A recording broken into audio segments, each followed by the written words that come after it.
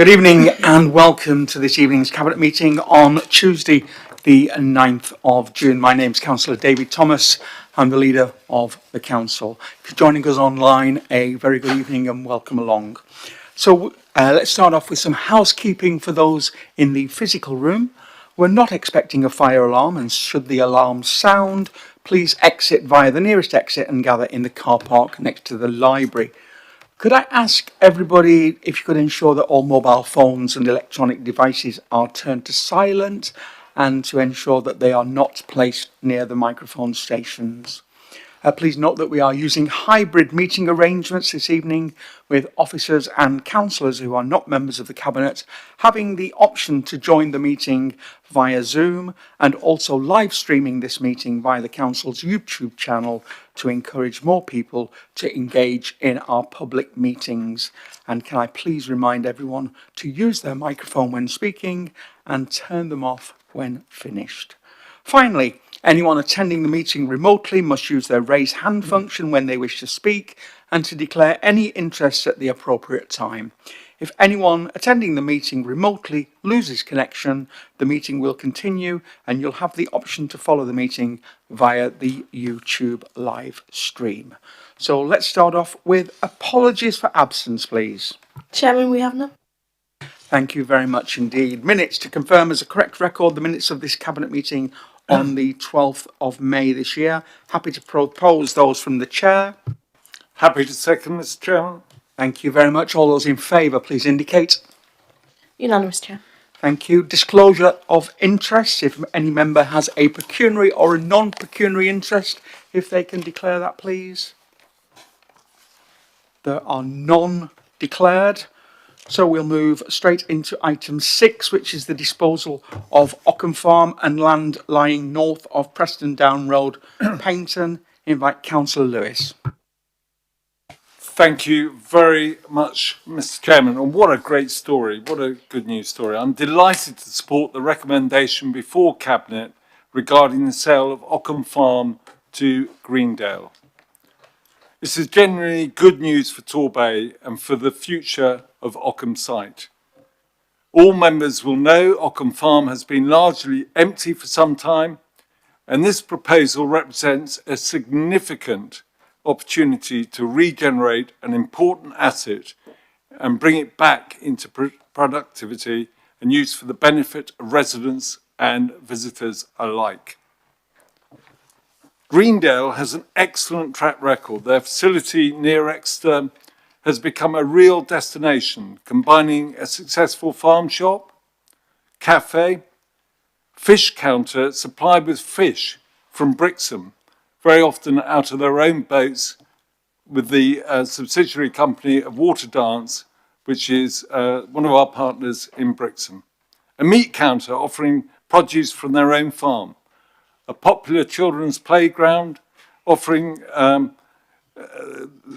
their own popular children's play area. It is encouraging to hear that they are looking to bring a similar offer to Occombe. This has the potential to create a vibrant attraction that supports local food producers, promotes Brixham fishing industry and provides employment opportunities and offers a fantastic family destination within Torbay. In addition, Greendale are exploring the introduction of paddle tennis facilities and at a later stage, glamping accommodation.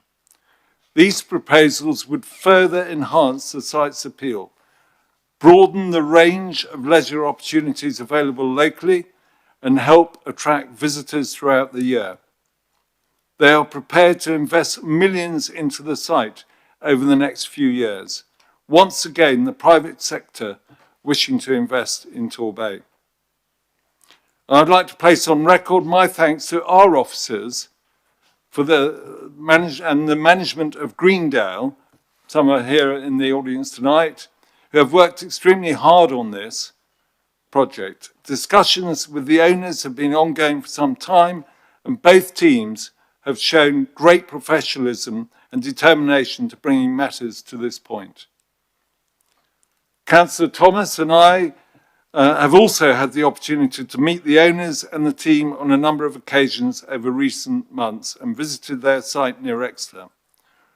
Last month, Councillor Thomas and I, along with our Finance Director, were able to work through the remaining issues and arrive at an arrangement that works for both parties, good for Greendale and good for Torbay Council.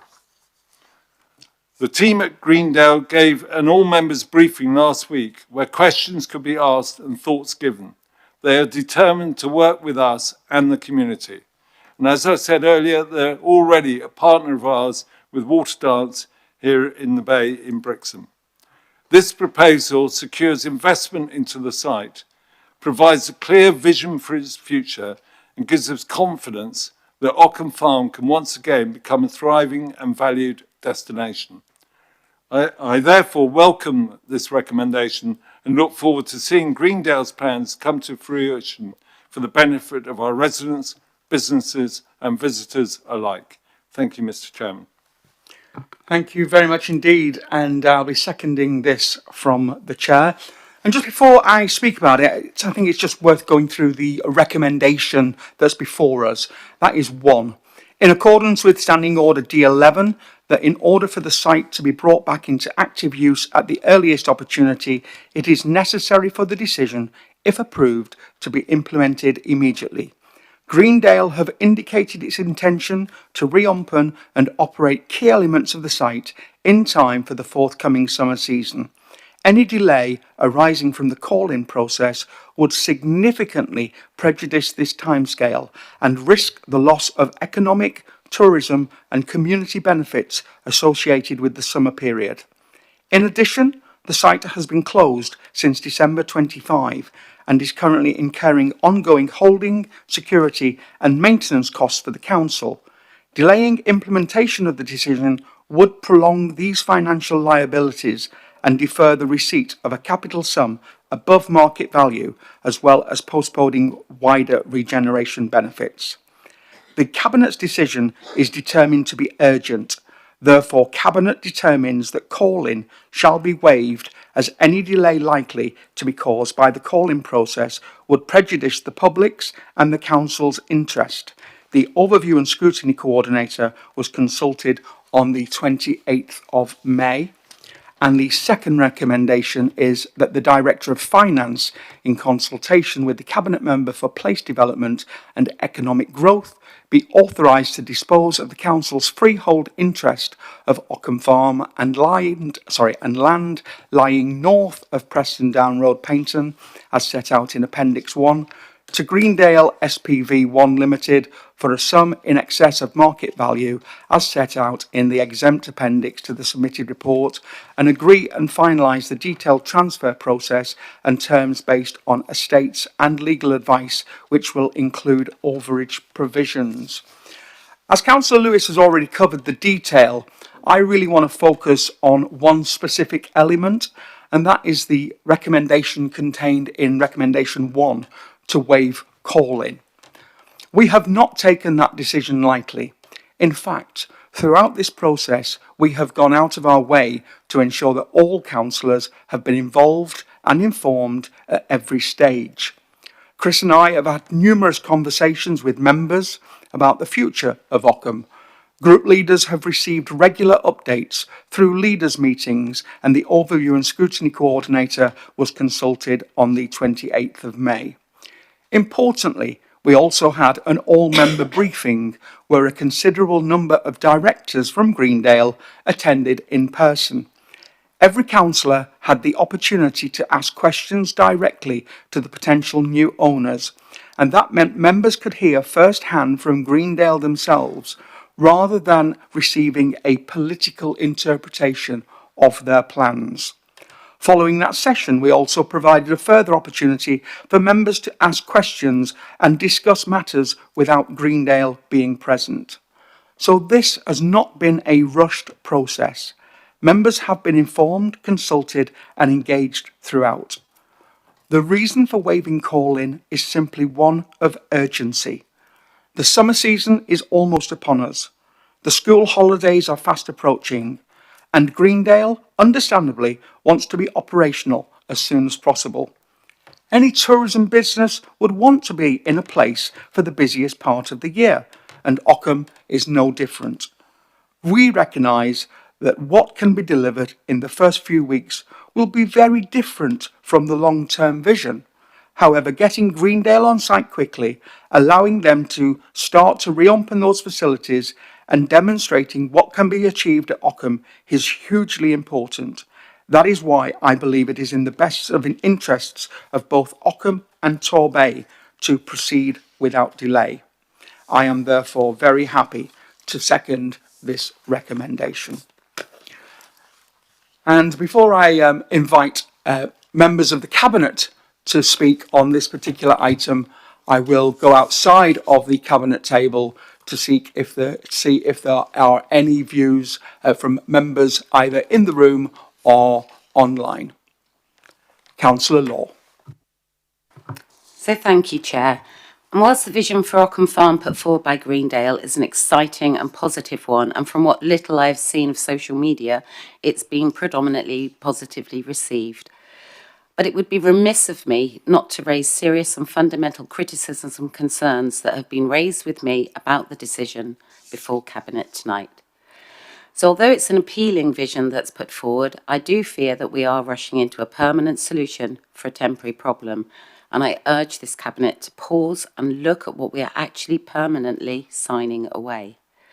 The report explicitly states that there has been no formal consultation or engagement, and it was only presented to wider councillors last week with no supporting detailed report to enable us to see the details of the deal or the business case. So how can we as a council that claims to empower and support our residents sell off 36 acres of public asset without asking the community what they want? This site has been a beloved community asset for a very long time. To bypass public engagement entirely because it's an off-market transaction is a massive disservice to the people of Paignton and Torbay. The report praises the fact that Greendale is offering a sum in excess of market value, and that's great. That gives us a one-time capital receipt. But what happens to our long-term leverage? We are selling the freehold interest. Once that land is gone, it's gone. The report states that we considered a leasehold basis, which would have provided an ongoing revenue stream and kept the land in public hands. But it was dismissed because it might be, and I quote from the report, management intensive. And since when do we avoid doing what is right for the public estate just because it requires a bit of management? Furthermore, the report states that we have secured an overage clause, but only if the site is sold in the future for residential development. What if the new owners decide to flip the leisure facilities into something else entirely in the future, an industrial complex or a warehouse facility, for example? Our clawback protection is incredibly narrow. Now, to be clear, Greendale lists a wonderful vision: a reopened farm shop, cafe, indoor play area, sports courts, and a glamping holiday retreat. But a vision is not a guarantee. And once the transfer is finalised, we have zero mechanisms to force Greendale to build sports courts, create the promised 100 to 200 jobs, or keep the indoor area, play area open. If their glamping park fails or their business priorities change, as they are at liberty to, the community is left completely powerless. And of course, overage clauses can be challenged or removed, so they are in no way a cast iron guarantee over future development. And we saw that happen with the old town hall at the bottom of Abbey Road. The report also tells us that Swissco, our own council-owned company, approached us because they desperately need a portion of this site as a depot for their fleet and operations. Yet we rejected them because splitting the site might, and I quote, lessen the total capital value. So instead of supporting our own operational infrastructure, we are turning Swissco away, forcing them to find a depot elsewhere, undoubtedly at a cost to the taxpayer, just so that we can maximise a one-off capital receipt from a private developer. The report also notes that Swissco will be relieved of the burden of maintaining a wooded area that is protected under a special site of scientific interest designation. Concerns have been raised about passing a Triple SI over to a private developer whose primary motive is commercial, leisure and holiday glamping, which potentially could introduce environmental risk to the Triple SI. The report lacks detail on how the Council will ensure Greendale strictly adheres to the legal protections required by the Triple SI status once the land leaves our public hands. With local government reorganisation looming, I cannot help but question whether it is the right time to short-sightedly cash in one of our major physical assets to cure temporary budget anxieties. By approving this, you're approving a closed-door, off-market freehold sale with zero public consultation, zero ongoing council monitoring, and zero guarantee that the promised community benefits will ever materialise. I strongly urge Cabinet to reject the recommendation, explore open market options that retain the freehold and protect Torbay's land for future generations. Thank you. Thank you, Councillor. Invite Councillor Cowell. Thank you, Chair. And there's not a lot to add to the words from Councillor Law. And like Councillor Law, I absolutely welcome the principles of the scheme that Greendale are proposing on that site. But it's more about the process. The council leader indicated that there'd been extensive consultation with members. Having informal conversations does not constitute a governance process. And it's that democratic deficit that worries me most. Now, it may well be that at the end of a process, the outcome would be the same, but not to allow that overview and scrutiny review an opportunity to challenge and have a deep dive into some of the details as outlined by Councillor Law in terms of some of the protections on that site, and in particular the overage clause. And I have asked the Chief Executive to share the terms of that overage clause with us to give us further reassurance. Personally, I would rather to see the site on a long lease, but I understand and did ask that question when we had the opportunity to talk to company directors last week, but it's not their business model. I'm sure that they, working in conjunction with the Paddle Community Interest Company, will actually provide a really positive and valued asset for Torbay. But we cannot constantly, this is the third occasion in as many months that we have had 11th hour decisions foisted upon us. That is not good governance.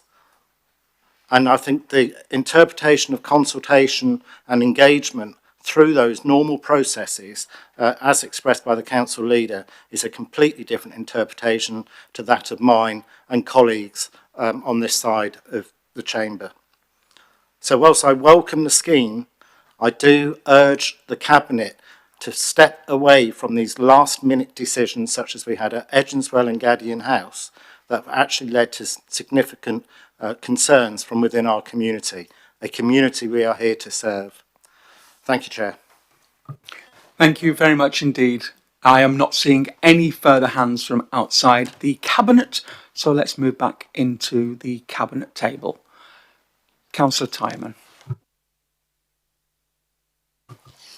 Thank you.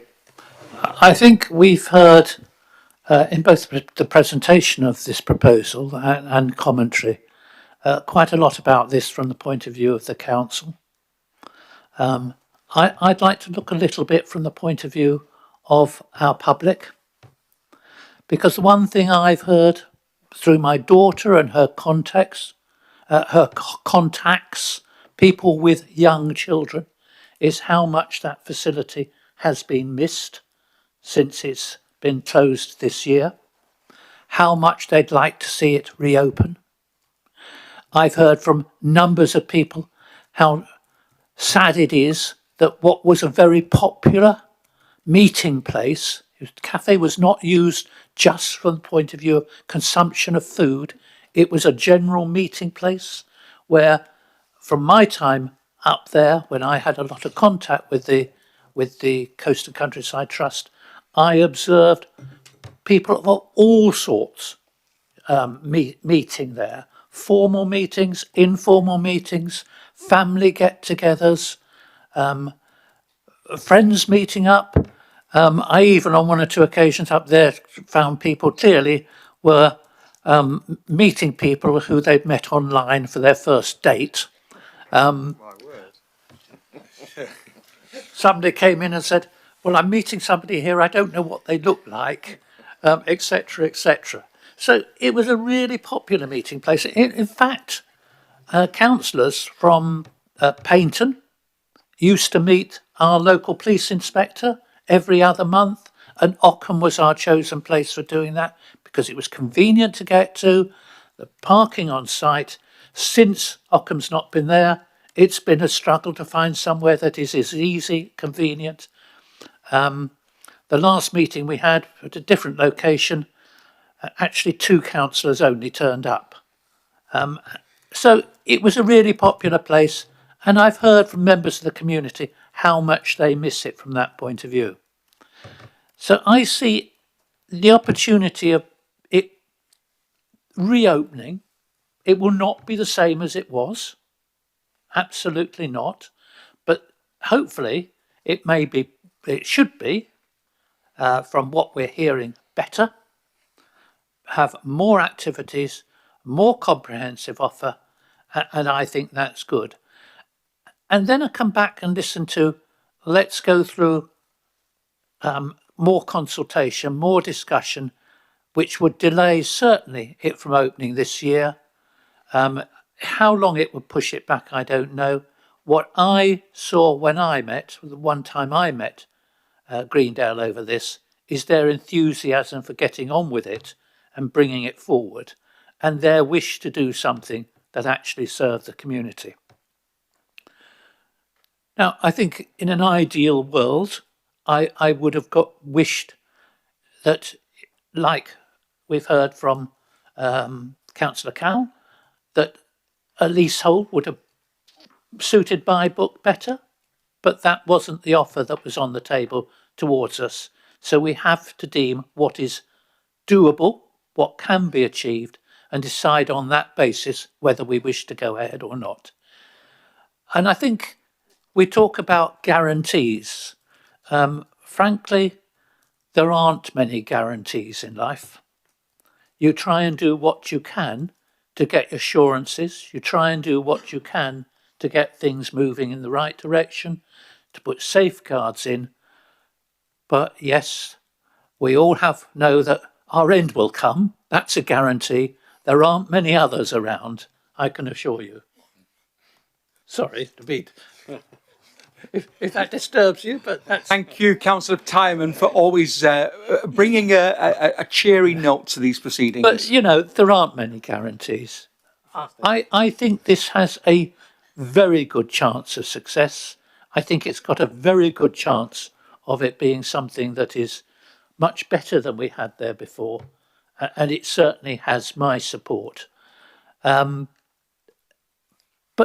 I'm looking at that actually more from the point of view of what it can do for our public rather than what it can do for the council. And actually, that's what we're here to do. I believe, is to do things, enable things to happen that make life better for the residents of Torbay. And I think this fits the bill neatly. Thank you very much indeed. Move across to Councillor Thomas, Mrs. J. Thank you, Chair. So I too was disappointed when Occombe Farm finished, but this creates a fantastic opportunity for us in Torbay. I don't know if anybody has actually been out to Greendale at Exeter, but I have on several occasions, and it is a professional and well-run and successful business. Their meat counter with a flash of meat is second to none. Their patisserie counter, the fish counter, the delicatessen departments are all fabulously displayed.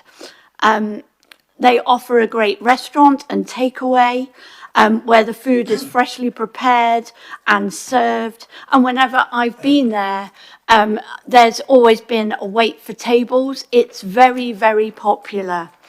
And also I've been in mind to look at social media pages recently. I don't always do that, but most of the comments were very, very positive. Everybody was so excited to bring this similar model into Torbay, and why wouldn't they? It's going to benefit our community immensely. So I'm concerned of Councillor Law's comments about us delaying. If we do that, we run the risk of this great opportunity missed in Torbay, and we need to get on with things. It's what our residents want, and it's what our residents deserve. So I'm very excited about this, and I will wholeheartedly be supporting it. Thank you. Thank you very much indeed. Councillor Billings. Thank you, Chair. Like Councillor Tyman, I think the most important thing here is we look at this from the perspective of our residents. We have in the offeror someone who already runs a very successful premises not a million miles away. They have the financial firepower to be able to invest in this premises, to be able to bring it up to the standard that we as councillors representing our community all aspire that it should be. They have the track record from having run a similar business. I think with the opportunity to provide car parking, a children's play area and a cafe, there's a fantastic business there that suits a lot of demand from our area. I'd like to see expansion of the offer there. I'd like to see it to be able to do weddings, glamping and all of these other associated things to really make a success of that area, both to serve our residents and also to drive tourism into the bay as a real good destination that adds to the offer of what our area has. And I look forward to seeing in due course, likely through the planning process, the extra things that the new operators want to bring forward. I can understand and see it from their perspective that in view of the likely financial investment in the premises, they would prefer a freehold, notwithstanding, as a councillor, I would clearly have a greater level of assurance had we been able to secure a leasehold, and so therefore I can understand the offer on the table. So I think it's important with points like that, we don't let the perfect be the enemy of the good. We have a good deal here. No deal is ever perfect. I'd like to go through some of the points that were raised by some other colleagues and outline why I don't share some of the concerns raised. In relation to the overage clause that focuses on residential development, that is typically the most financially viable alternative use. We're not seeing business parks pop up across the bay and being pushed through the planning process.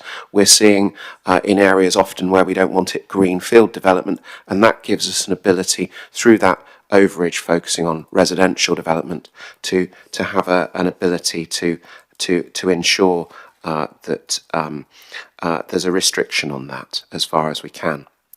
Any alternative use would clearly be subject to a planning application, and because of all of the reasons that we've put forward around this chamber and also that are said on social media, there's a great reason why a departure from the current use of a leisure premises would need very strong consideration were that ever to come forward through the planning process.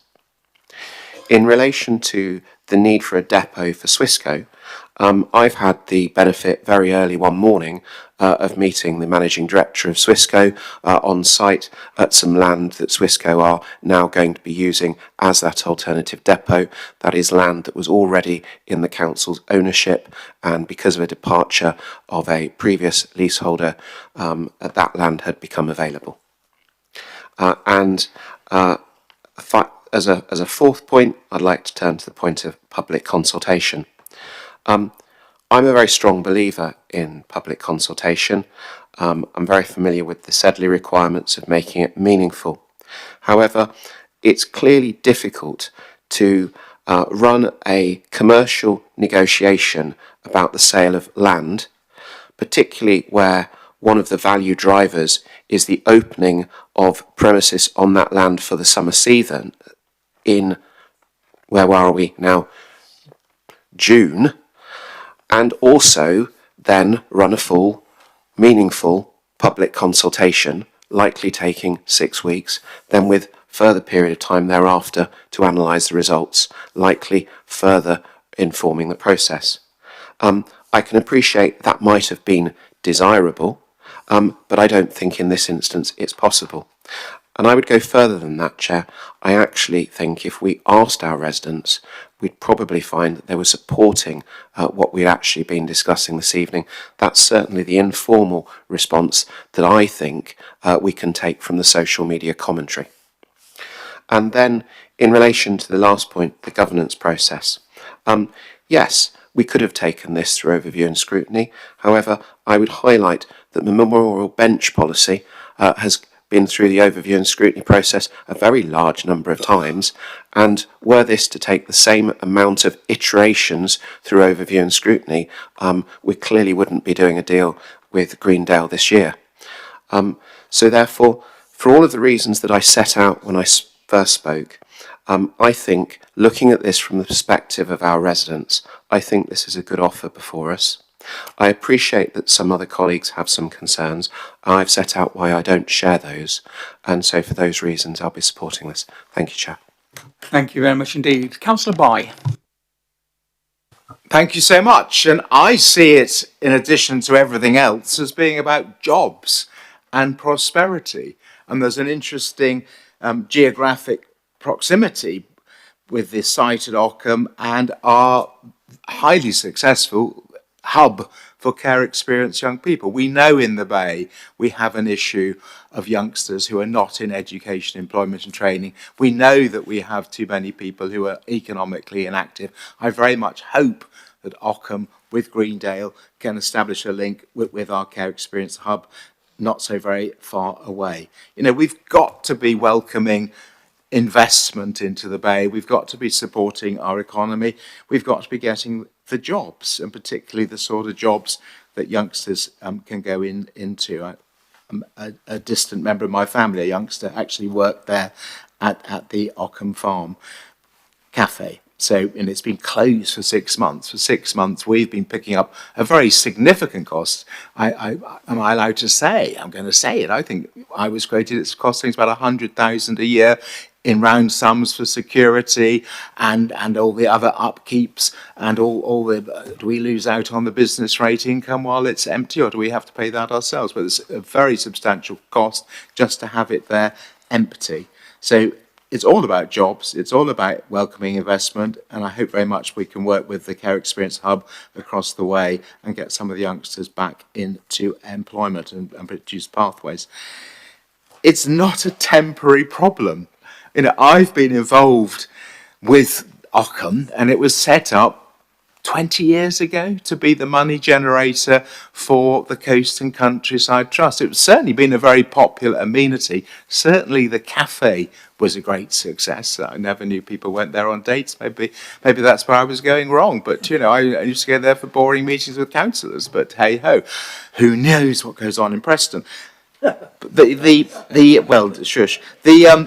The shop, we know, was never the great success when it was the trust, and the shop was actually closed some considerable time before the failure. I can remember Councillor Thomas's mother going up there, dear Jeanette, trying to explain folk how to run a farm shop. I'd like to have been a fly, or indeed a business of any sort. I would like to have been a fly on the wall in that conversation. So it's not a temporary problem.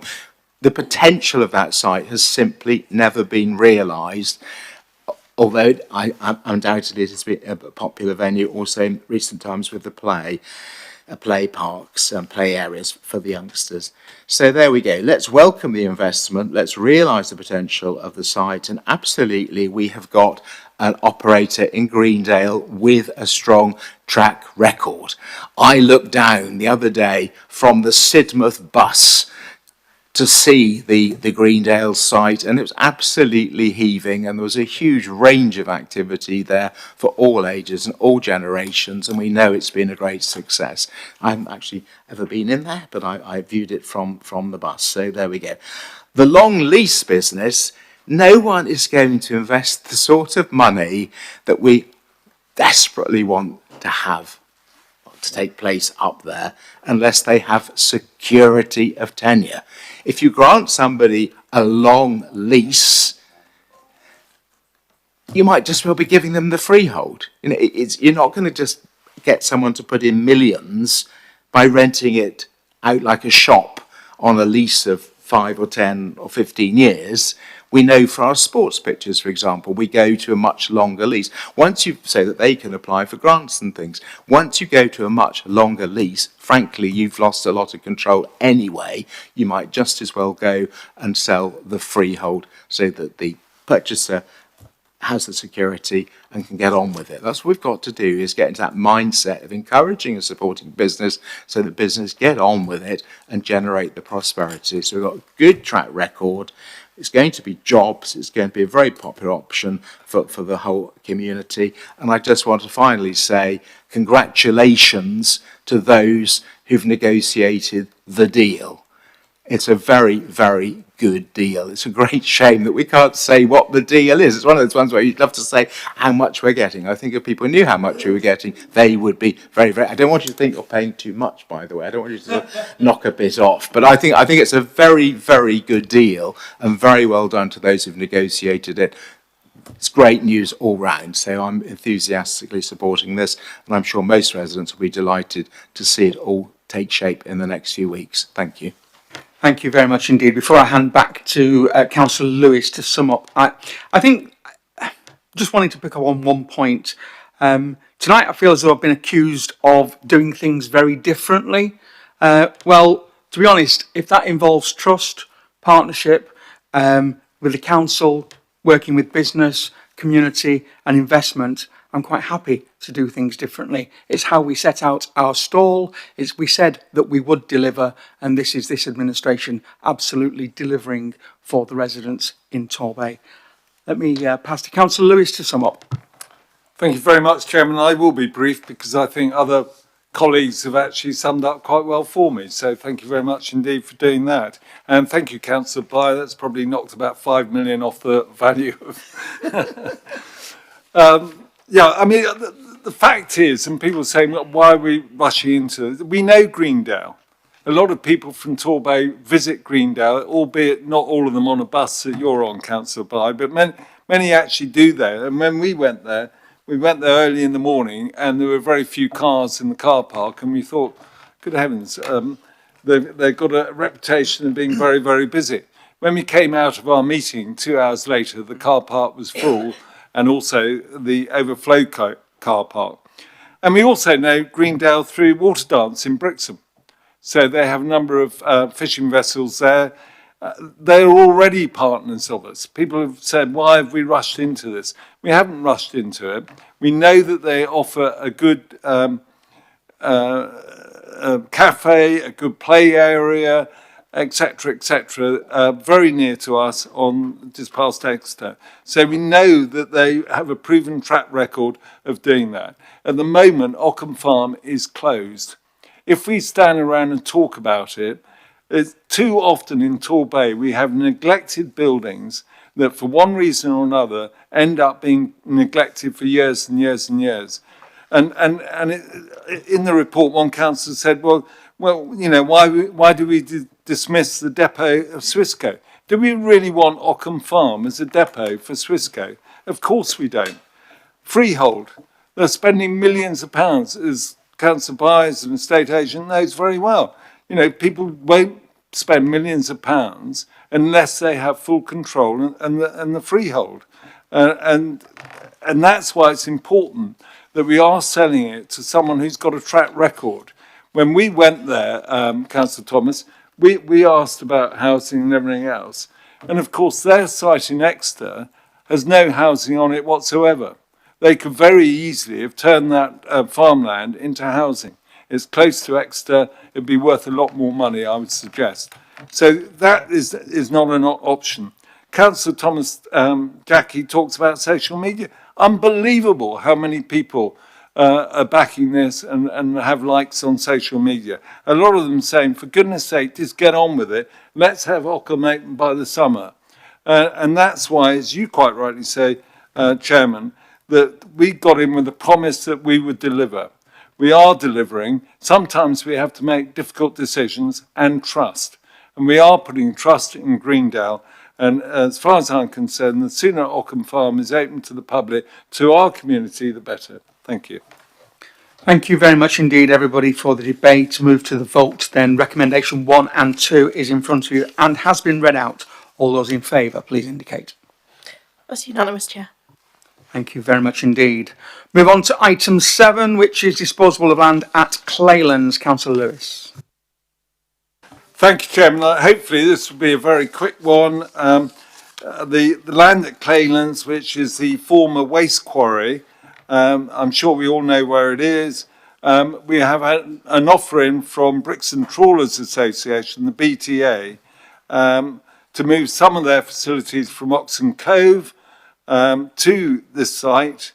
It's been derelict for many, many years, and it's helping, again, one of our partners, the BTA, to expand where they have to on the fish market, those facilities that can be done elsewhere, and that's why they wish to purchase this land. It has been free for many, many years. This is an opportunity to help our partner, and I hope we will get cross-party support for this. Thank you.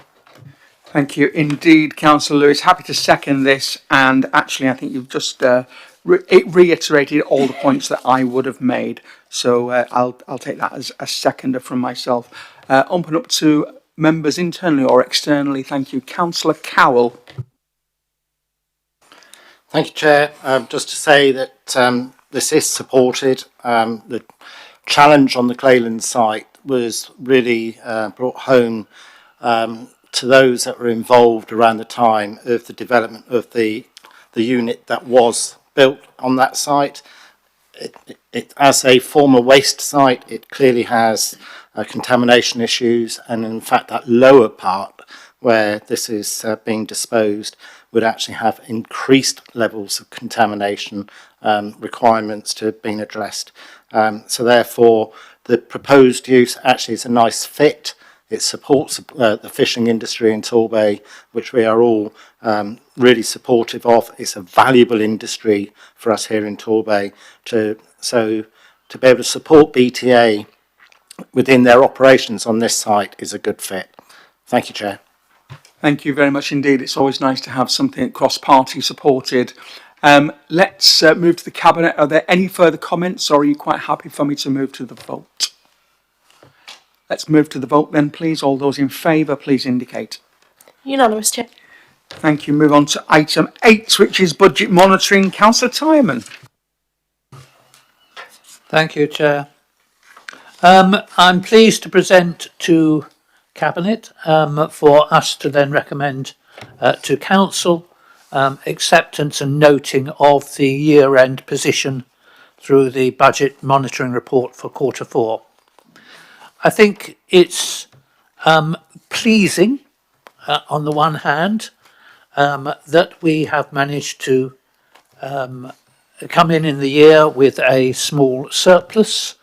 It's perhaps a little disappointing that of the last 3 or 4 years, I think this is probably the smallest surplus. It's certainly a smaller surplus than the previous 2 years. But I think it's a factor of, I think, very difficult times, particularly on children's services and placement costs, which have gone through the roof, despite very stringent efforts by our Children's Services Department to contain those and minimise those whenever possible. I think it's also worth noting that the Children's Services Department generally have made savings, some savings elsewhere within their budgets, that to a small extent have offset some of that increase in placement cost. Nevertheless, it's had quite a significant impact upon the Council's overall situation. So I think that's a brief summary of where we are. This was considered a week ago, overview and scrutiny. Overview and scrutiny came up with some recommendations to Cabinet about what's done with that surplus. I, however, would like to refer colleagues, as I'm sure you've already read, and most would remember, that a commitment was effectively made by Council in February that any surplus would be used to meet the expressions that came through the consultation and public engagement processes. And I think it's worth noting in that regard that commitment was made, and I think it would be wrong and unfortunate to go against that. On that basis, Cabinet, I think, has come to the view that it doesn't accept the recommendations coming through from scrutiny and intends that no further action be taken. In that regard, therefore, the surplus, the 170, I haven't got the figure in front of me, it's £174,000 surplus will be put aside into a reserve to be utilised in a way that meets the expressions of interest from the public that came through the consultation. And basically, that's, I think, all I need to say.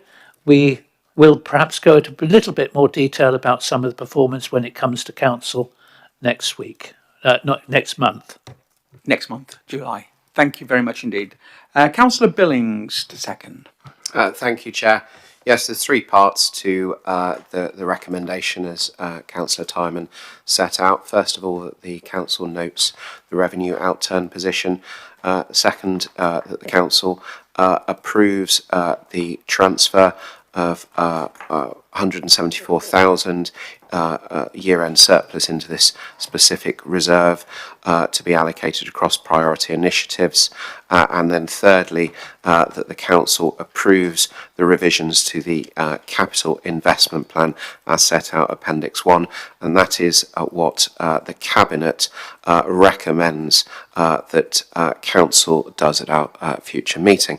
I would like to second this, Chair, if you set out, and I would like to, as Councillor Timon has drawn attention to, particularly highlight the second part of this three-part recommendation. We spoke earlier in relation to another matter about public consultation and the overview and scrutiny process, and I think, having asked the public what they want, it's important that we listen to that, and that's what full council previously picked up on. And I would think if we were to depart from that, there would need to be cogent reasoning, and perhaps that will be put forward either in debate tonight or at a future meeting. But I'd like to second that as it stands. Thank you, Chair. Thank you very much indeed, Councillor. Let's invite Councillor Carroll, who is the Shadow Cabinet member, if he wishes to contribute to the debate. Yes, thank you, Chair. And I think the outturn is yet further evidence of the sound financial footing that Torbay Council finds itself in after several years. We know the biggest pressures have always been, in many, many years, the challenge of the costs of delivering children's services. It was one of the first priorities in 2019, and I know it continues to be to this day. I am very much aware that one of the biggest pressures on children's services budget is the pressure of placements, particularly those high cost placements that require the individual to have 24/7 supervision or care. We have taken a decision as a council that we're going to look towards delivering our own care provision for children in care, and it's important that that continues to move at real pace. And I know that there are challenges around that and ongoing conversations regarding the delivery of in-house services. Plymouth have done it. And by taking out that demand from the private sector, it will dampen down the spiralling costs that they can name their price for that particular service area. Overall, you know, the revenue outcome is a good one. We cannot be complacent. We know that in the next 2 years there are considerable pressures with reducing grant income, and further savings and efficiencies have to be identified. How they manifest is yet to be determined clearly. Now, one of the reasons why Overview and Scrutiny put forward their recommendation is because it's a recognition that our communities are well aware of the need and the priority to invest in our prime areas such as our seafronts. It's a project that we started back in 2019 and it's continued under this administration.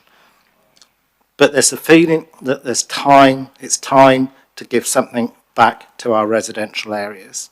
And the idea was to be able to improve public realm within our secondary shopping areas. And it's unfortunate that the interpretation of the administration is to turn their back on those particular areas. So it's not the final roll of the dice. There will be further opportunities to further debate how we spend the outturn. And I think we'll find that those opportunities will be exercised. Thank you, Chair. Thank you very much indeed. And as you quite rightly say, this will be coming back to Council in July when a full, I would imagine, a fuller conversation takes place. Sorry, did I interrupt? No, you didn't. I just looked down at my notes, and it's very remiss of me, Chair, to not acknowledge the exceptional work of our finance team, not only in supporting the day-to-day management, but also turning around these outturn reports at the pace that they are doing. So particular congratulations to Malcolm Coe and Ian Roswell, but the entire team that are involved in the background on this. There were some initial tabulation errors in the report last week, but from what I can see, they've been corrected for tonight. So much appreciation to those officers and indeed to Councillor Timon as well. Thank you, Chair. Thank you very much indeed. Is there any more debate? Councillor Pye. Thank you so much. And I just want to mention what perhaps I should have mentioned at Overview and Scrutiny, given the discussion on the pressure on the children's services budget and the cost of placements in particular. It is the cost of individual placements for those children with the most complex needs. It's not because we are seeing an increase in the number of children in care. So during the course of last year, there was a modest increase, but that has turned around with more help and support for families, and I think the early signs of new ways of working and more joined up working to try and support youngsters in particular to stay with their families.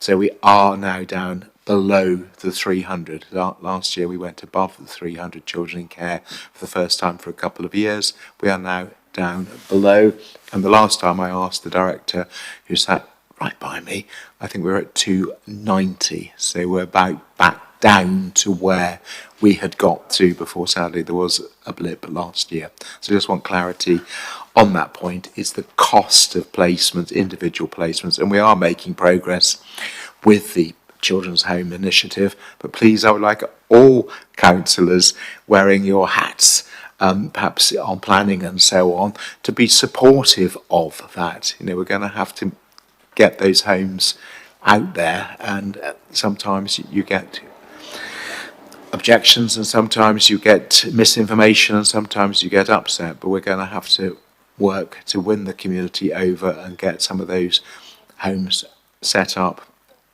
where they do need to have planning consent. I very much hope they will get support. Thank you. Thank you very much indeed. As I said, this one will be coming back in July, so an opportunity for a lot more debate at that particular point. So I'll move back to Councillor Timon to sum up. Yes, and I'm going to just move on a little bit in summing up and say that I think one of the important things in looking at a monitoring report is to not just look back in the history, which what it does, but to actually take the opportunity for using that to look forward to the future. I think we are all aware across the council, on the basis of the settlement from government, from a number of other factors going on, in particular the bringing back in-house of adult social care, that the council will be in some tougher financial times going forward, or at least it will be in tougher financial times if appropriate action is not taken now to control costs. And I'd like to assure all members and the public that the council is, members and officers are well aware of that, and an awful lot of work is going on at the moment to look to how we can maintain the strong financial position of Torbay Council going forward despite those pressures. We're not going to wait until overspends or whatever strike us before we take action. We're making sure we're on top of what's going on and controlling it. And in that regard, across the council, maintaining the strong financial oversight and strong financial performance going forward. Thank you very much indeed, Councillor. Let's move to the vote. All those in favour, please indicate. Unanimous, Chair. Thank you. Moving on to item 9, which is the SEND reform plan. Councillor Bye.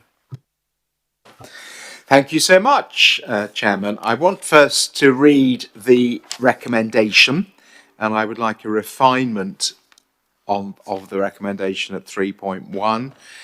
That the SEND reform plan set out at Appendix 3 be approved and delegated authority be given to the Director of Children's Services to implement the plan, including the High Need Stability Grant, once approval for the plan is approved. That's how it's written, but I'd like it to be once approval for the plan is granted, or gained even, from the DFE. So I think it should actually say once approval for the plan is achieved, granted, given from the DFE. That Cabinet note the requirements and expectations of the local area SEND reform plan guidance. That the Cabinet endorse the development of a local SEND reform plan in line with national guidance and system partnership expectations. That the Cabinet approve the submission of the local SEND reform plan to the Department for Education, DFE and NHS England by the 19th of June 2026. That the Director of Children's Services, in consultation with the Cabinet Member for Children's Services, be given delegated authority to finalise the plan prior to submission to the DFE and NHS.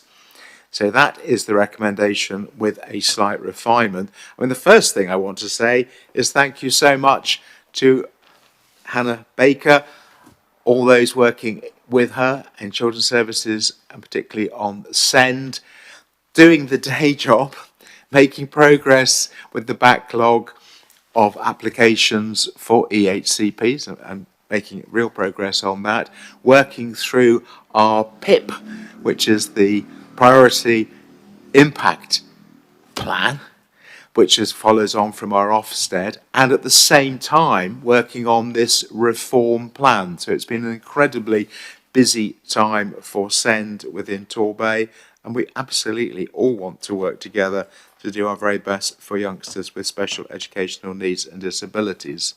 So this report introduces Torbay's local area SEND reform plan, which we are required to submit to the Department for Education and NHS England by the 19th of June. The plan sets out a clear shift from a reactive and fragmented system to one that is inclusive, preventative and joined up from 0 to 25, with a focus on helping children and young people achieve and thrive in their local communities. It is built around 4 key priorities: strengthening mainstream inclusion, so more children can be supported locally; improving access to specialist support through the experts at hand model; building a more skilled workforce and stronger multi-agency partnerships; and improving confidence and experience for families with clearer pathways and better communication. Over the next 3 years, this will mean earlier identification of need, more consistent support, reduced reliance on high-cost placements, and better outcomes for children and young people. The plan has been co-produced with our partners, including schools, health services and families, and built directly on our SEND inspection improvement work. So it's absolutely linked to our PIP, our Priority Impact Plan. It is also critical financially. Approval is linked to significant national funding, including around 7.4 million through the High Needs Stability Grant, alongside further investment to strengthen early intervention. Today, we are asking Cabinet to note the requirements, endorse our approach, approve submission, and delegate finalisation to the Director of Children's Services. This is both a requirement and an opportunity to build a more inclusive, sustainable SEND system for Torbay. Much of it, reading through the plan, seems to build on what we are already doing, particularly in terms of our locality pilot model, and it's all about working with youngsters and their families. It is quite prescriptive because government have sent a template. So when I was preparing for this meeting, I was reading through something I thought was the plan, when it kept saying yours, and I thought it should be saying ours, and it was in fact the template. So, and there's an awful lot of alphabet language in it as well, I have to say. So I'm hoping that it can be drafted a simplified plan. But you know, this is for government. Absolutely crucial that it gets approval. It is for government to see that we are doing the right thing by them to replicate at a local level what they see as essential changes and their reforms to the provisions for SEND. I want to just refer to 1.4 at the very beginning of the report, which outlines the process. It is a very prescriptive process, and to meet the required DFE deadline and in line with DFE expectations, sign off on the final plan must be by the local authority chief executive, the integrated care board chief executive, the local authority DCS, Director of Children's Services, the integrated care board NHS place director, and the local authority chief financial officer.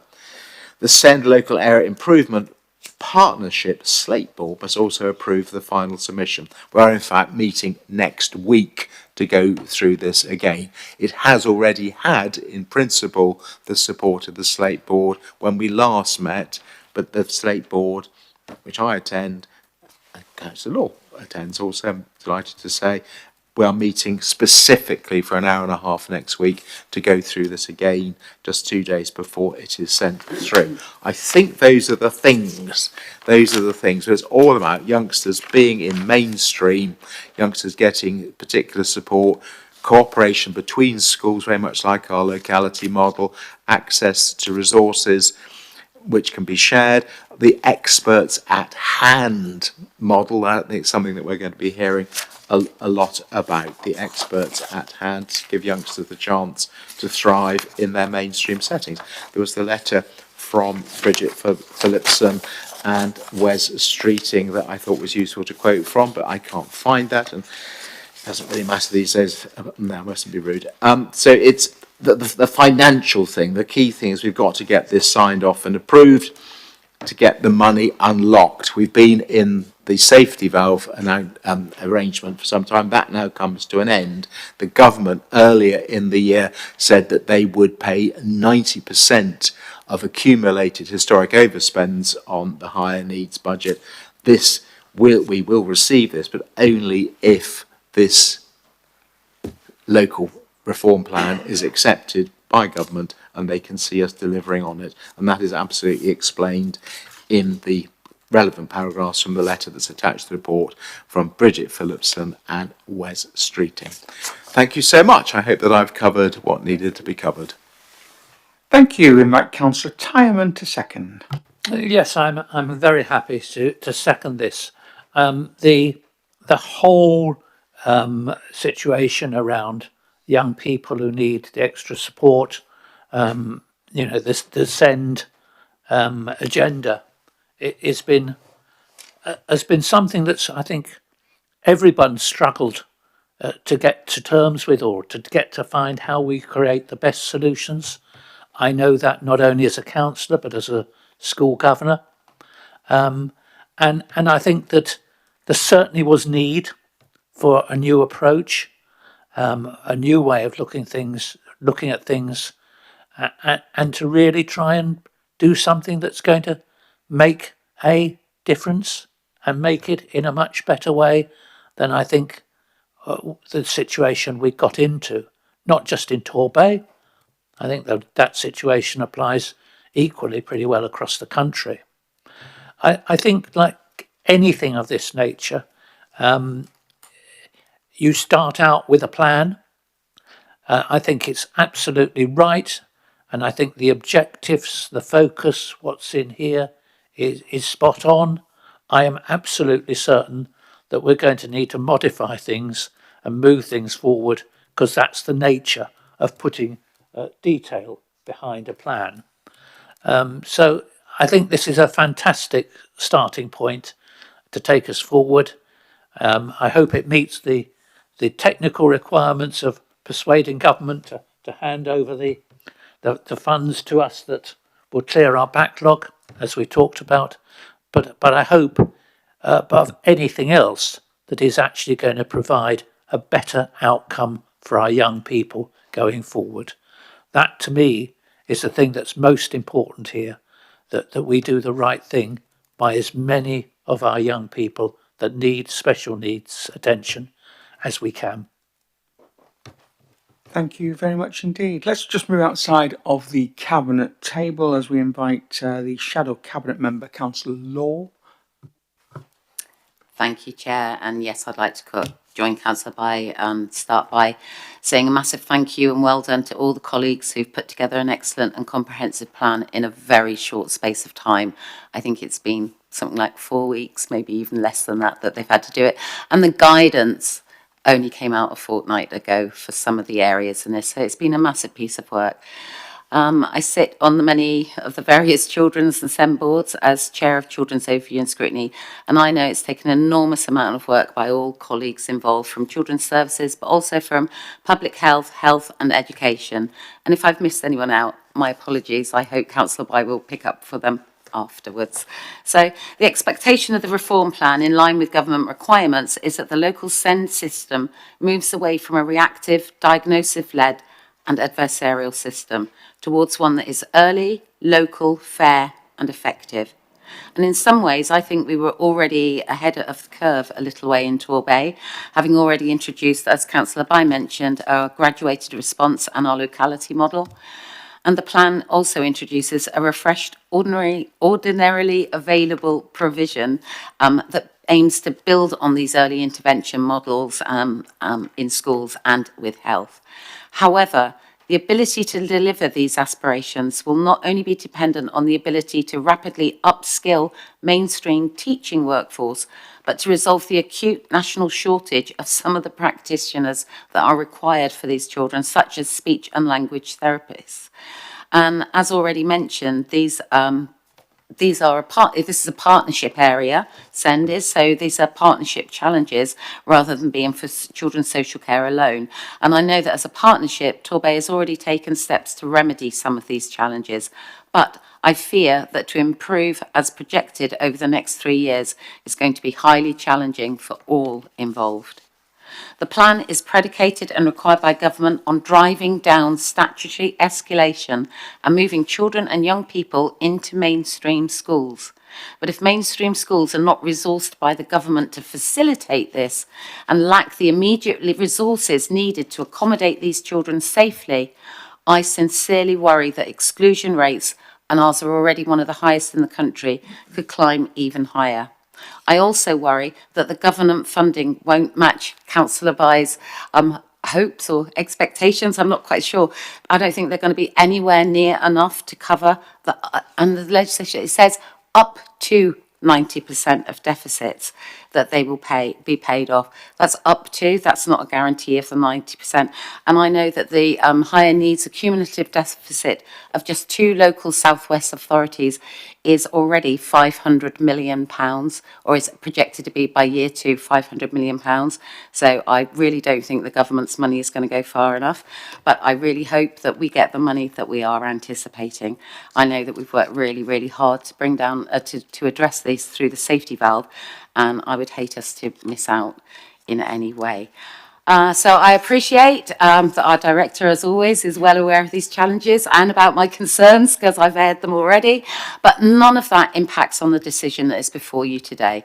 And that is for that, those concerns, I think, are for the future, and we will see them play out over the next few years. I can, as chair of the Children's Overview and Scrutiny Board, as well as shadow cabinet member, wholeheartedly recommend that the cabinet endorse the SEND reform plan and the recommendations in the attached report. And once again, well done for the massive amount of work to have delivered this in such a short period of time. Thank you. Thank you very much indeed. Any more comments from outside the cabinet?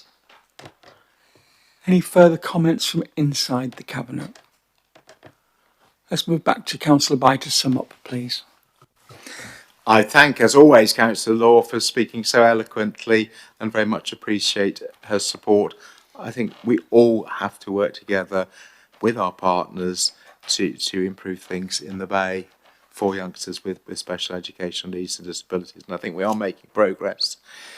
To come to the financial stuff, I think perhaps it is worth reading out the bit specifically from the bits from the letter that we received from Bridget Phillipson, our Secretary of State for Education, and the then Secretary of State for Health and Social Care, Wes Streeting, and this was March. So the 2 bits that I hope will give some reassurance, the first paragraph does, is all local authorities with a SEND deficit will be eligible in 2026-27 to receive a high needs stability grant. So that's what they're calling the payment, a high needs stability grant covering 90% of their high needs related DSG deficit accrued up to the end of 2025-2026. This grant will only be paid once each local authority has secured approval of their local area's local SEND reform plan. So I think that's pretty clear. They are paying 90%, and we've calculated what that is, and we've already put by a reserve because of our fortunate financial situation. But that's the history. You know, that's where we were, and confident that we're going to get 90% paid off. For deficits that arise in 2026, 2027 and 2027, 2028, local authorities can expect that we will continue to take an appropriate and proportionate approach, though it will not be unlimited. So I think that's the sort of, you've got to be careful. You can't expect all the checks to be honoured if you feel that you're going wrong. Future support will take into account local authorities' successful delivery of their approved local SEND reform plan, including appropriate use of investment to establish an experts at hand offer. And we know from 2028, the central government has actually said that they will take over the finance of SEND. That's my understanding of it. So it's the interim period, I think, that's open to interpretation. So we've got to do our very best, for the children, and do our very best to stay within the budget. So hopefully that is a clarification, and I hope all colleagues will support this, as it must be signed off by the government, approved on the 19th of June. Thank you. Thank you very much indeed. So with that one change at 3.1, which is the word approved being changed to gained from the DFE, all those in favour, please indicate. Unanimous, Chair. Thank you. We stay with Councillor By as we move on to the Torbay Youth Justice Plan 26-27. Thank you, Councillor.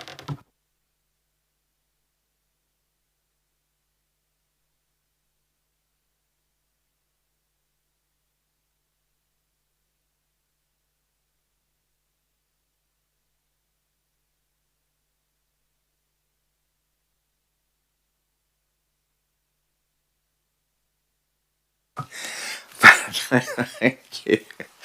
I had to refer to things on the iPad at the same time as reading the report, so I've got.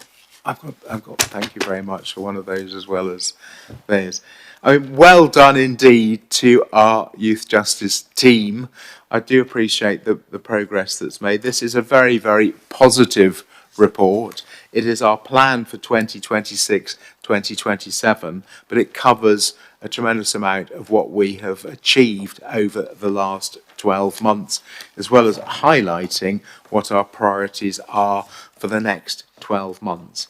This particular report has been already to the Youth Justice Board. It started at the Youth Justice Board, a meeting just a couple of weeks ago, which I chaired. It's been to the Children's Overview and Scrutiny, and it received their support, I recall. And now it is here. And again, it's like the previous report, that the legislation is that we have to send it up the line to be approved, and there is a timetable in the report that explains where it goes and when it must go. But again, I think the end of this month it has to be sent up the line to be approved by the National Youth Justice Board. So achievements in the last 12 months have been a reduction in the number of first-time entrants.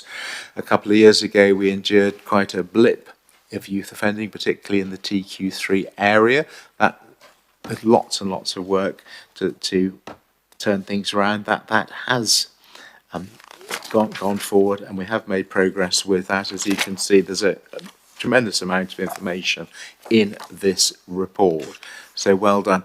And when we had the meeting of the Youth Justice Board just over the road, it was a great delight to go downstairs at the end of that meeting to celebrate the opening of the new premises. So in our previous youth justice plans, one of the top priorities was to find premises where we could undertake face-to-face work and serve as a base for the youth justice service. So I was absolutely delighted to have the pair of scissors to hand and do the reverse countdown and welcome the staff and youngsters and our volunteers and partners into our new premises, which have been designed with input from young people and sound communities. So the rather attractive decor and design on the outside is very much with input from sound communities. And we've taken that as to be a cover of this year's report.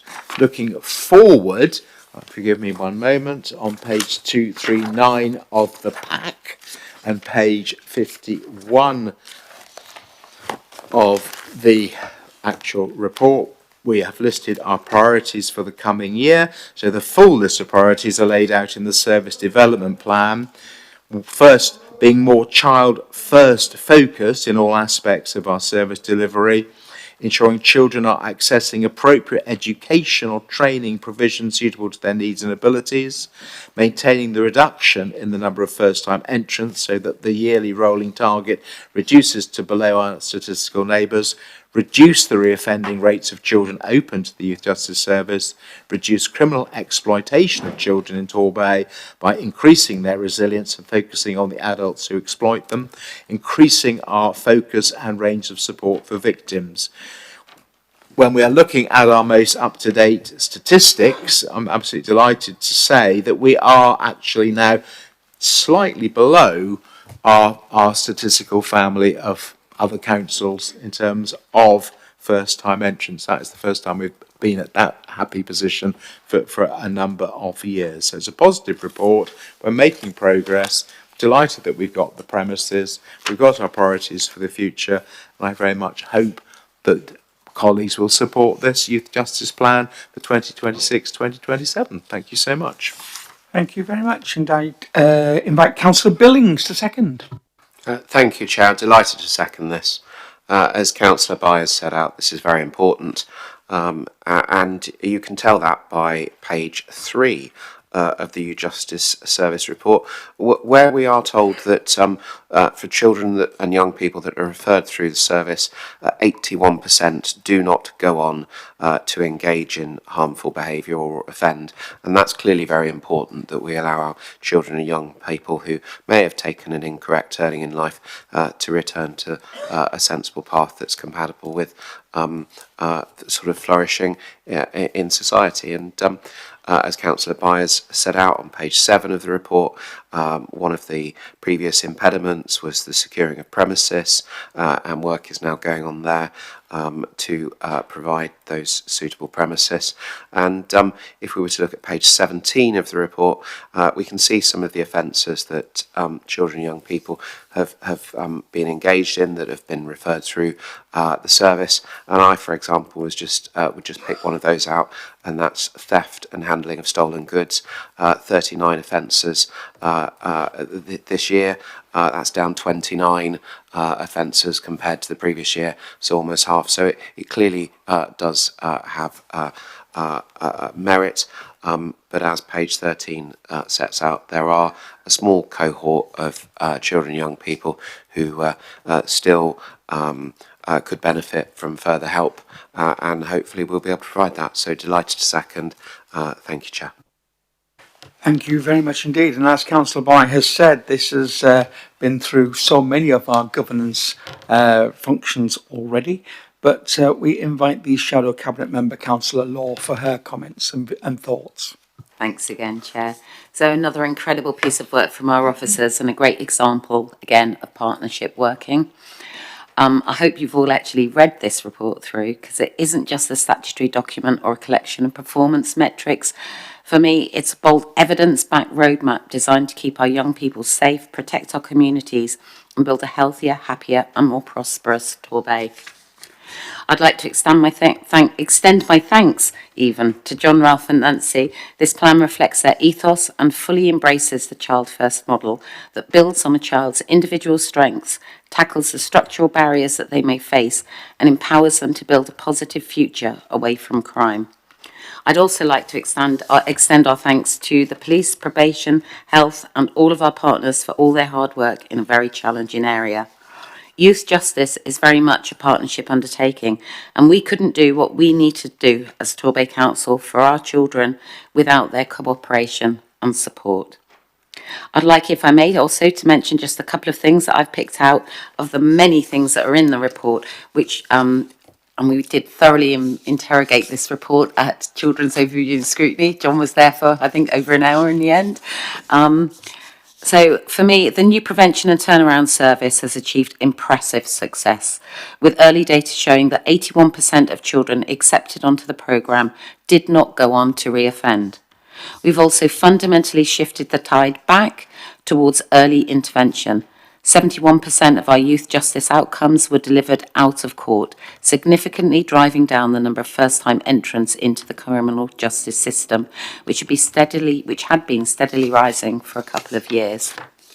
Torbay has been officially re-accredited with the Send Quality Lead Award, complete with a Child First commendation. Well done, John and your team. It's a national recognition of our continued exceptional work with children who have special educational needs and disabilities, and who make up a significant portion of our young people in the youth justice system. Furthermore, our groundbreaking partnership with the Devon and Cornwall Police has brought about the Child First Policing Team for South Devon and the Child First Youth Pathway Protocol. God, they've got long titles, all these things. Together, these initiatives have slashed delays in investigations, eliminated regional inconsistencies, and they've ensured that when a child makes a low-level mistake, they're met with constructive resolution rather than a fast track into criminalisation. And not to forget the victims of these children's crimes. It's good to see the commitment with our youth justice service to restorative justice, and that our restorative justice remains strong, with 100% of the victims who chose to participate in the restorative process last year reported that they found it helpful. So thank you on behalf of those victims. And perhaps one of the most exciting developments for me in this plan, and both councillors have mentioned it already, is the opening of our brand new face-to-face delivery hub in the heart of Torquay, proudly known as Unit 1. And true to our Child First ethos, the children themselves helped design Unit 1, choosing colours, selecting furniture, and partnering with sound communities to design the artwork on the front window. And a special thanks to Councillor Nicolau for his work and input on this. Unit 1 is now a safe, inspirational and confidential space where hopefully real life-changing work can happen for these children. However, to endorse the plan, which I do, means you have to be clear-eyed about the challenges that we face in the local context of Torbay, which we must collectively tackle. This is not just for children's services, some of these issues are not just for children's and our probation and police partners. While we live in a beautiful environment, we also hold the sobering title of having the highest number of children living in income-deprived areas in the southwest. We have double the national average of cared for children. And these issues cannot be resolved by the youth justice system alone, and they require our collective input as councillors. Most critically, this plan shines a spotlight on the intersection of education and youth justice. Over 77% of the children our youth justice system worked with last year had experienced a fixed-term school suspension. That's 3/4 of those children. And 21%, just over a fifth, had been permanently excluded. A staggering 85% of school-aged children in the service are persistently absent. The plan sets out that work must go across agencies to reduce exclusions, improve school attendance, and ensure that these children are in appropriate education, training, or employment suitable for their abilities. And I know that the service has put in a great amount of work around this, and hopefully the unit, I don't know what to call it, Unit 1, will help facilitate this for our children. So we must give these children a reason to engage with their own futures and to find that different pathway in life to the one that they've chosen up till now. In summary, I highly recommend the Torbay Youth Justice Plan 26-27. It listens to the voice of the child, it respects the needs of the victims, and it targets the root causes of vulnerability rather than just punishing the symptoms. I'd like to end with a quote from one young person recently supported by the service who said, "I know I can't change the past, but I can change the now and the future." So thank you again to everyone who works in our youth justice system that gives such hope to young people whose lives have gone so wrong at such a young age. And just also thank you for the glossary of terms at the end. That was brilliant. Thank you. Thank you very much indeed. Let's move across to Councillor Bye to sum up just before we move to the vote. Thank you so much, and absolutely thank you to Councillor Cordelia Law for that contribution, speaking once again with great knowledge and great passion. And I'd like to echo her thanks to John, Ralph and the team, all the work that you do with this group of youngsters, and to Nancy Meehan, who she is the chair of the Youth Justice Board, our local Youth Justice Board. It is absolutely all about partnership working, and I think we have moved forward, particularly in our working with the police. And it was remiss of me not to mention the Child First Policing Team initiative that is very definitely paying dividends. And I think you can see that in the statistics in the report. But it's not just about statistics, it's not just about reports. It is, as Councillor Law says, about individual children and helping them turn their lives around. There is, I think, a link with this report and the one that we've just put through in terms of SEND, because so many of the youngsters who are involved with our youth justice team have special educational needs and disabilities. And I think to some extent the success of the youth justice service in your accreditation in terms of identifying previously unidentified SEND needs, it is the sadness that it takes youngsters to end up in the youth justice service before those needs are met. So there's definitely a link between the previous report and what we're doing now to reform and improve our SEND provision, and this, all that we're doing to make sure that youngsters turn their lives around with our support and partners and make, as Councillor Law has so eloquently put it, make a success of their futures. So very much hope that colleagues will endorse this report. Thank you. Thank you very much indeed. All those in favour, please indicate. Unanimous, Chair. Thank you. Move on to item 11, which is the Tobacco and Vapes Framework 2026 to 2031. Thank you. Councillor Tranter. Thank you, Chair. I am pleased to propose the Tobacco and Vapes Framework 2026-2031. This framework is really about two things: helping adults stopping smoking and protecting children from becoming addicted to nicotine.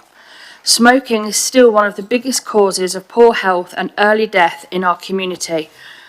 Around 15,000 adults in Torbay still smoke, and we know that smoking has a huge impact on people's health, on families, and on our health service. If we want a healthier Torbay, we need to help more people quit smoking and give them the support that they need to do so. At the same time, we are seeing growing concerns about vaping among young people. One of the most striking findings in the report is just about how common vaping has become. Many young people said that they tried vaping, often from the age of 13 or 14, and some even younger.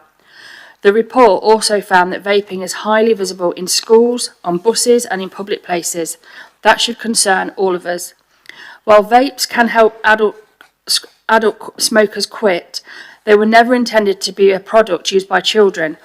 We cannot allow nicotine addiction to become normal for the next generation. What I particularly like about this framework is that it takes a balanced approach. It recognises that vaping can help adults move away from cigarettes, whilst also being clear that children and young people should not be vaping at all. The framework focuses on educating young people about the risks, supporting schools and families, creating smoke and vape-free environments, tackling illegal sales, and making sure people can access the right support to quit. It also brings together the work of council, schools, the NHS and other partners so that everyone is working towards the same goal. Ultimately, this is about prevention. It is about stopping young people from starting, helping smokers to quit, reducing health inequalities, and improving the health of our residents for years to come. This is a sensible and practical framework that helps us move forward towards the government's smoke-free 2030 ambition and create a healthier future for Torbay. I am therefore happy to move the recommendation. Thank you very much indeed. Councillor Jackie Thomas. So thank you, Chair. Well, I'm pleased to second this proposal. At its heart, this framework is about prevention.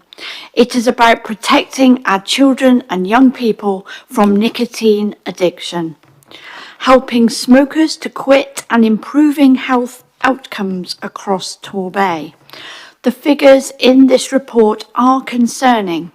Too many adults still smoke and too many young people are being exposed to vaping at an early age.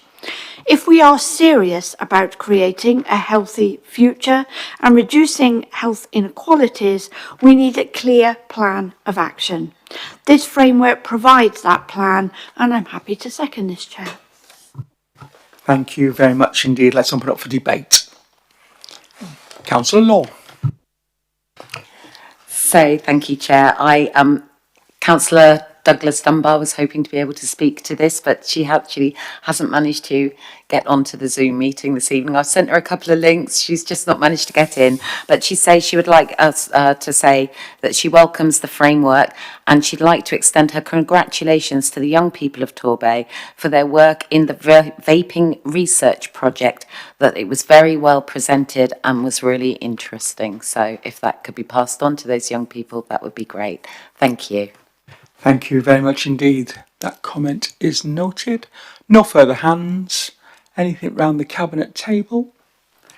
Let's move back to Councillor Tranter to sum up before we move to the vote, please. I've not got anything further to add, Chair. Thank you. Thank you. In which case, let's move to the vote. All those in favour, please indicate. That's carried, Chair. Unanimous. Thank you very much indeed. Stay with Councillor Tranter as we look at the Specialist Stop Smoking Service procurement. Thank you, Chair. I am pleased to propose this recommendation. Members may quite rightly be thinking that we have only just debated on tobacco and vapes framework. However, whilst that report set out our long-term vision and ambitions for reducing smoking and vaping across Torbay, this report is about how we put those ambitions into practice. In simple terms, the framework was about the strategy. This report is about how the service helps deliver it. Smoking remains one of the biggest causes of preventable illness and early death in our communities. It contributes to a range of serious health conditions, places pressure on our NHS and often affects those living in our most deprived areas. And also people start coughing a lot when I start talking about this, as they did last night in group meeting as well. That's okay. This is why it is so important that residents who want to quit have access to the right support. This proposal will allow us to procure a modern specialist stop smoking service that reflects how people access services today.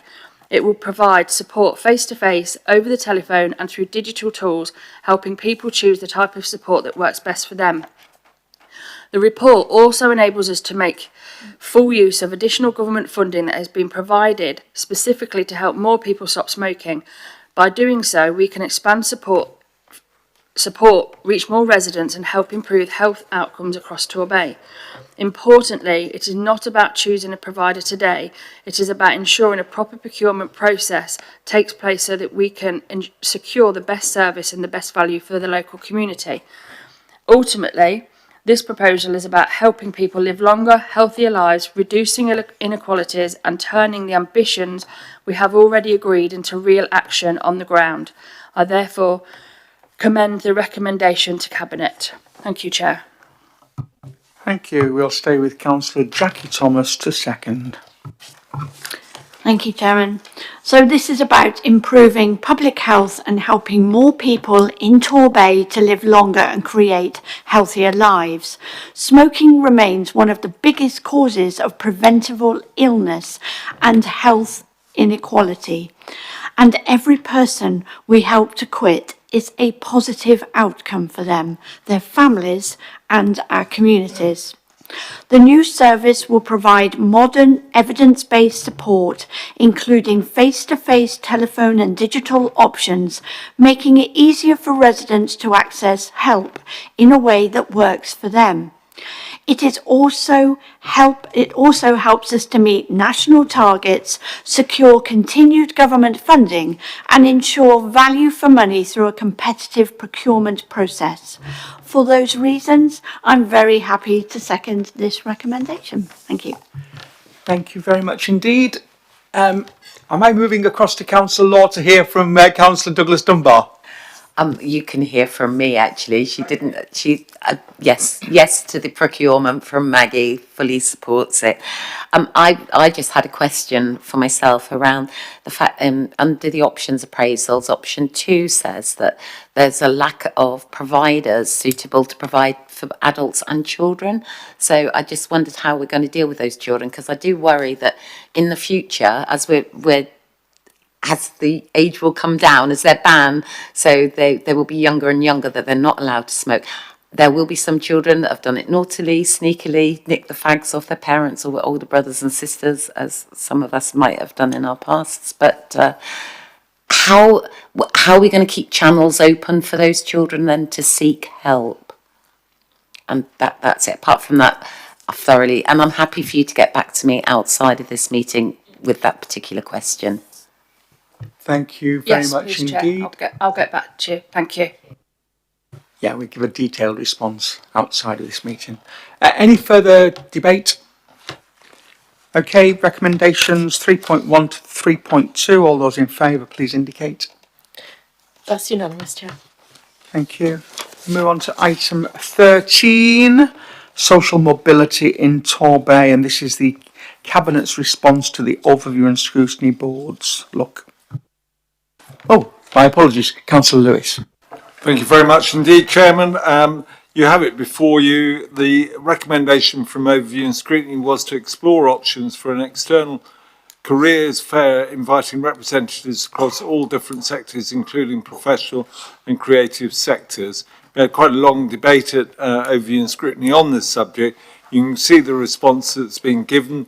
We have asked officers to look into it, to have careers fairs or alternative ways of helping both youngsters and adults to find a vocation, a job.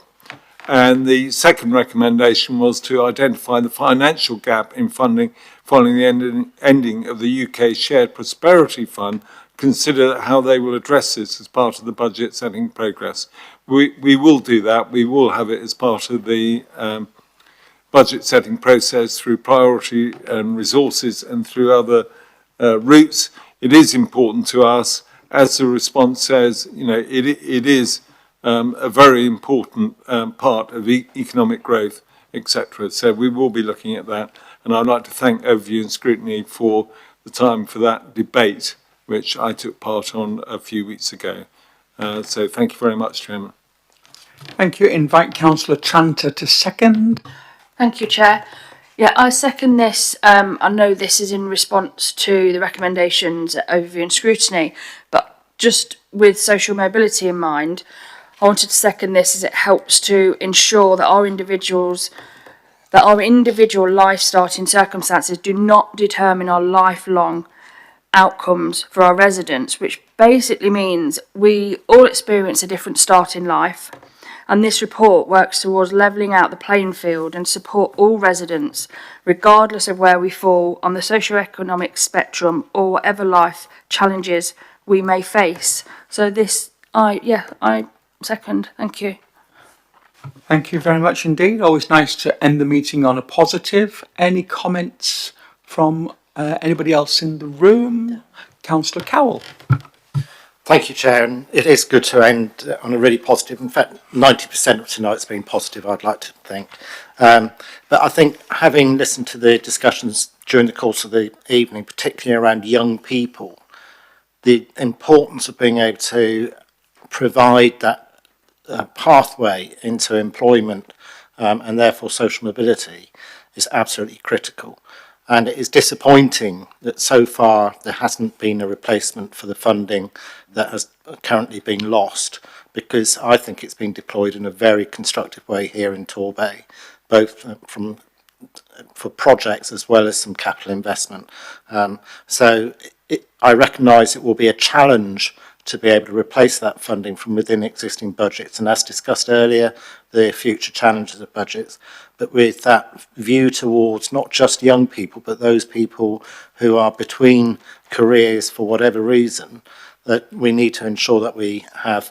Personally, career fairs it's not something that excites me, and I don't know whether it does a 16-year-old either. And it's how we use and utilise from best practice, how we engage people to connect with the industries that we have here in Torbay. I believe Build Torbay has been really successful, and I hope that we can continue, to coin a phrase, to build on that success in other sectors. Thank you, Chair. Thank you indeed. Anything else from anybody? I would just say that some of the UK SPF money has been picked up through the Connect to Work, which is through the Combined County Authority, and obviously some of that work is also now being picked up through Eat That Frog. So it's not absolutely the UK SPF money has gone, but there is some additional monies coming in, not in the same amount or quantities, but there's a little bit there. Councillor Lewis, do you wish to sum up? Yeah, I mean, that's perfectly true. And I had a report today that the Connect to Work is doing really well, and they've got some really good, exciting success stories. So that's really good news. We did at Overview and Scrutiny ask our members of Parliament, I think, to lobby for the Prosperity Fund to be either replaced or to be continued. I don't know whether Overview and Scrutiny, probably at their next meeting, they will report back where we are with that. But I think we've done, as Councillor Cow says, done really well on that fund, and it's a shame that we can't carry on doing what we have been doing. Thank you, Chairman. Thank you very much indeed. So the recommendation is on the table for Cabinet. All those in favour, please indicate. That's unanimous, Chairman. Thank you very much indeed. And at 13 minutes past 7, this meeting is concluded. Thank you.